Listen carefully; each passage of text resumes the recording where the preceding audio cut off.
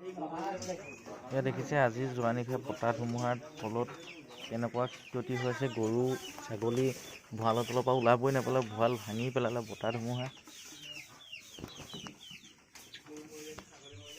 গৰু দুটা সোমাই আছিলে, ছাগলী দুজনী আছিলে। গৰু এটা যেনে তেনে উলিয়াব পাৰিলোঁ আৰু এটা উলিয়াব নোৱাৰিলোঁ।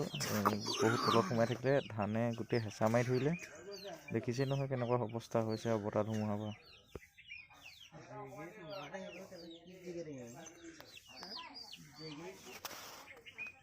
ছাগলীজনী ক'ত সোমালে? ছাগলীজনী অকমানো ওলাই থকা নাই নি?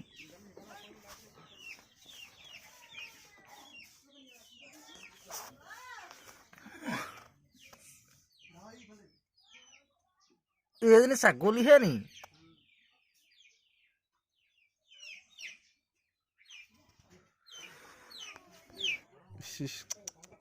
গৰুটো বৰ বেয়াকে সোমাই আছে দেই। পলাবলৈ চাইছিলে চাগে দেই। দুখ লগা হৈছে দেই দেখিবলৈ, একদম এনেকে হৈছে আৰু দেই।